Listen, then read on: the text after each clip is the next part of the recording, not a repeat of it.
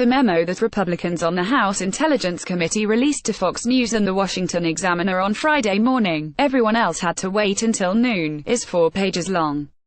Its authors should have stopped at 3 pages, though, because the fourth serves only to undermine the entire theory of the case that Donald Trump and his supporters have been peddling for weeks now, which is that the Russia investigation is a partisan hit job engineered by the Hillary Clinton campaign, the Obama administration, and anti-Trump elements inside the FBI to believe this conspiracy theory, which emanated from the likes of Sean Hannity, the Fox News host, and Tom Fitton, the head of the right-wing research group Judicial Watch. You have to believe that the investigation began with the infamous Steele dossier, the document compiled by Christopher Steele, a former British spy, which claims that the Russian government had been trying to cultivate Donald Trump for years and had obtained compromise on him in the form of a sex tape.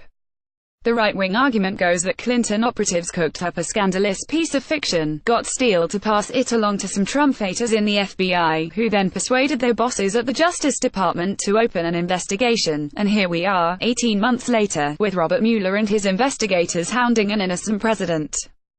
The memo that was made public on Friday, whose release was pushed for by Representative Devin Nunes, the chairman of the House Intelligence Committee, directly contradicts this story. Its first 3 pages are largely devoted to analyzing the context of the FBI's electronic surveillance of Carter Page, a former foreign policy advisor to Trump. When, on October 21, 2016, the FBI asked a secret intelligence court for permission to surveil Page, the memo alleges, the agency omitted material and relevant information from its request. For instance, the fact that the Steele dossier, which the government submitted in support of the application, had been commissioned and paid for by the Democratic National Committee and the Clinton campaign. Neither the initial application, nor any of the renewals, disclose or reference the role of the DNC, Clinton campaign, or any party campaign in funding Steele's efforts, even though the political origins of the Steele dossier were then known to senior DOJ and FBI officials, the memo says. This is an interesting allegation, to be sure, and, as soon as the memo was released, Trump's supporters were making much of it on Fox News and elsewhere. It should be noted, though, that some legal experts have already pointed out that the FBI and the Justice Department weren't under any legal obligation to inform the court about who paid for the dossier. On top of this, most of the information that the government did give to the court is still classified. FISA applications usually run to more than 60 pages. Democrats on the House Intelligence Committee have written a counter-memo, which they claim lays out what else the FBI knew about Page when it applied to surveil him, but so far Republicans have refused to allow the minority party to release that document to the public. The FBI seems likely to have pointed out to the court that Page, a frequent visitor to Russia, had been on the radar of its counterintelligence division for several years, and that 2 suspected Russian intelligence agents, one of whom the Justice Department subsequently charged, had tried to recruit to him as a spy in 2013, but, even after reading only the Republicans' memo, we can say 2 things.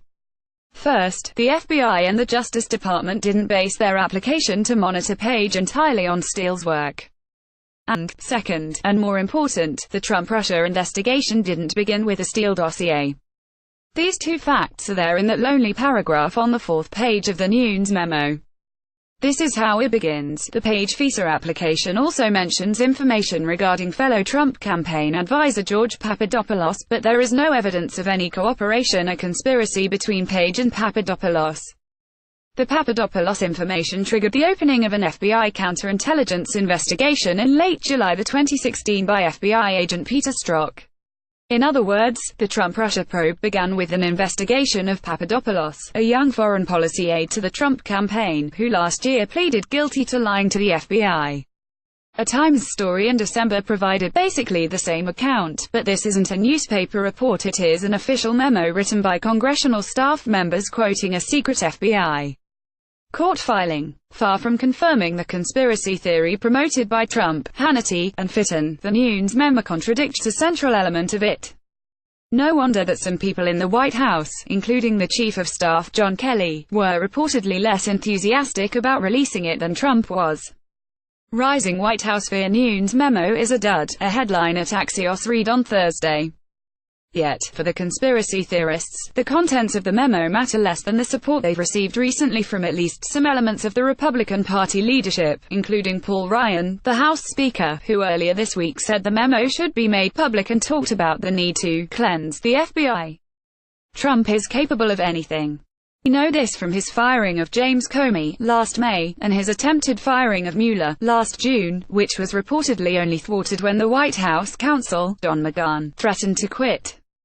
If Trump uses the memo as a pretext to fire Rod Rosenstein, the Deputy Attorney General, who oversees Mueller's investigation, Ryan and other senior Republicans will be wholly complicit in causing a constitutional crisis.